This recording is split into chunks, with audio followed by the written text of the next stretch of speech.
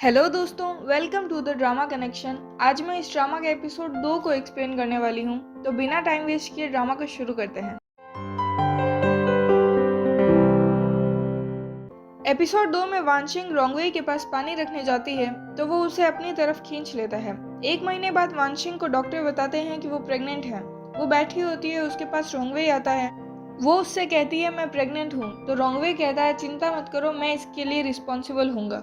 फिर 5 साल बाद बताते हैं, वानशिंग रोंगवेई की न्यूज़ देखती है। वो कहती है ये जाना पहचाना लग रहा है। उस आर्टिकल में रोंगवेई के नाजायज बच्चे की खबर होती है। अगले सीन में वो रोंगवेई पर नजर रखी होती है। वो उसका फोटो खींच रही होती है तो कैमरे के फ्लैश की वजह से रोंगवेई को पता चल जाता है, तो वो उसका पीछा करता है। रोंगवेई उसके पास आता है। वो भागने की कोशिश करती है तो रोंगवेई उसे पकड़कर उसका चेहरा देखता है। वो कहती है क्या हम एक दूसरे को जानते हैं? तभी रोंगवेई उसे गले लगा लेता है। वो कहती है कौन हो तुम, क्या तुम मुझे जानते हो? रोंगवेई कहता है मुझे ये भी पता है कि तुम्हारी एक बच्ची है। वो कहती है कुछ भी मत कहो। रोंगवेई कहता है मैं तुम्हें अभी वहाँ ले चलता हूँ। वो उसे अपने घर ले आता है। रोंगवेई पानी लेने जाता है, तब तक वो अपनी ताक झाक शुरू कर देती है। वहाँ रोंगवेई की बेटी की फोटोज लगी होती है। वो अपने मोबाइल से उनकी फोटोज खींचने लग जाती है। तभी उसे अपनी और रोंगवेई की फोटो दिखती है। वो रोंगवेई से पूछती है ये क्या है, तुम्हारे पास ये फोटो कैसे आई? रोंगवेई उसके क्लोज जाकर कहता है मैं तुमसे पूछना चाहता हूँ, अपने हस्बैंड और डॉटर को छोड़कर क्यों चली गई?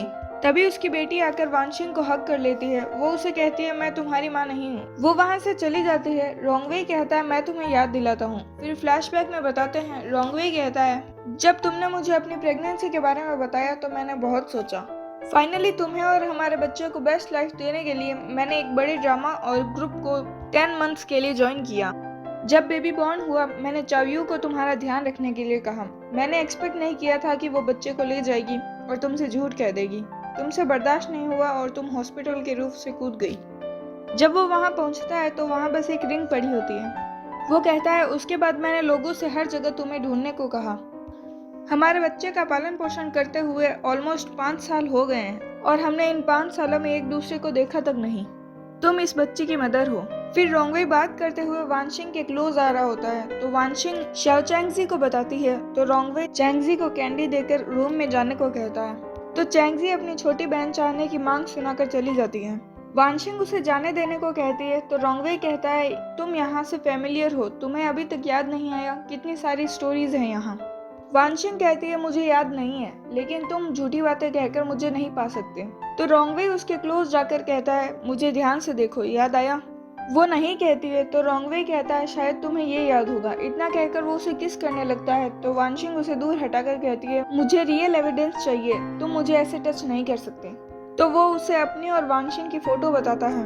वो नहीं मानती है तो वो कहता है तुम्हारी लेफ्ट चेस्ट पर एक रेड मोल है। वानशिंग चेक करती है। रोंगवेई कहता है क्या तुम चाहती हो मैं और कुछ बताऊं? तो वो वहाँ से चली जाती है। अगले सीन में वो शाओ चैंगजी को मिलने हॉस्पिटल आती है। रोंगवेई कहता है मुझे लगा तुम नहीं आओगी। वो शाओ चैंगजी का हाल पूछती है तो वो कहता है वो ठीक है, फीवर नहीं है।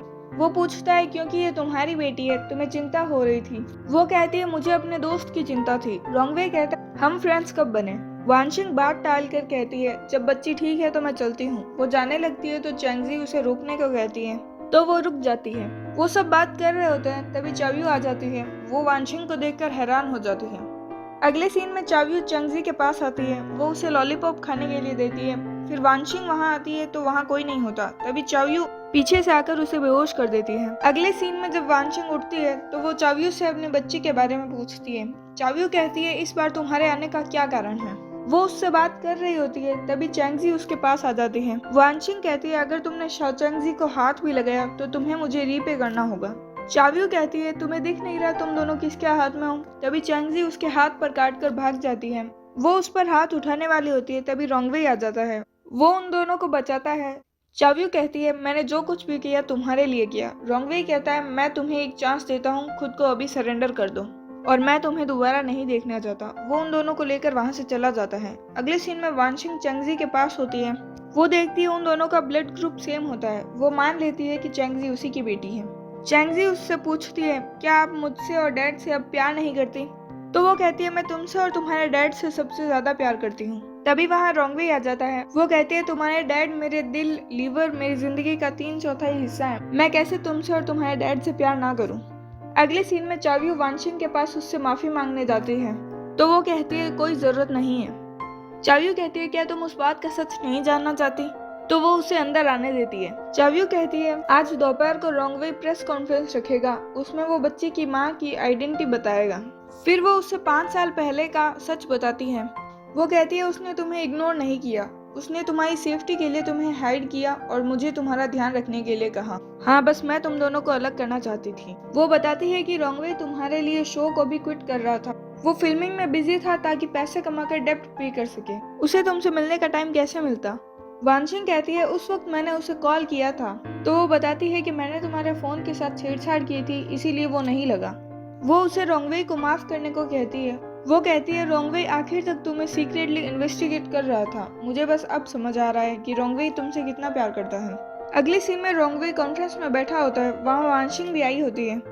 वो उससे बच्ची की माँ के बारे में पूछते हैं तो वो कहता है बच्ची की माँ हमारे बीच में ही है। तभी वानशिंग की कैप उतर जाती है। रोंगवे उसके पास आकर कहता है कि बच्ची की माँ यही है। फिर अगले सीन में चैंगजी वानशिंग से कहती है डैड अभी तक बारिश में बाहर खड़े हैं। फिर वो रोंगवे को अंदर आने देती है। वो कहती है तुम क्या चाहते हो, मैं तुम पर दया करूं? तो रोंगवे कहता है मैं बस तुम्हारी मेथड ट्राई करना चाहता था। वानशिंग कहती है अगर तुम मेरे दरवाजे पर मर जाओगे तो मैं परेशानी में पड़ जाऊंगी। रोंगवे उससे एक और चांस मांगता है। वानशिंग उससे मना करती है तो चैंगजी उसे मानने को कहती है। वो कहती है तुम्हारे डैड बुरे हैं, तो चैंगजी बताती है कि वो बुरे नहीं हैं, उन्होंने आपकी फोटो को रखा और उसे 5 साल तक देखते रहे। उसका दिल पिघल जाता है। वो कहती है मैं तुम्हें बच्ची के लिए बस एक रात रहने दे रही हूँ। अगले सीन में वो तीनों सो रहे होते हैं। रोंगवे उसके क्लोज जाता है तो वो कहती है चैंगजी पास में ही है। तो वो कहता है चैंगजी को हमेशा से एक सिस्टर चाहिए थी, तो चैंगजी भी कह देती है मुझे लिटिल सिस्टर चाहिए। फिर उसके मॉम डैड भी काम पर लग जाते हैं। इसी के साथ इस ड्रामा की हैप्पी एंडिंग हो जाती है। अगर वीडियो पसंद आए तो लाइक करें, अपने दोस्तों के साथ शेयर करें और अगले ड्रामा के नोटिफिकेशन के लिए चैनल को सब्सक्राइब कर बेल आइकन पर क्लिक करें। Thanks for watching.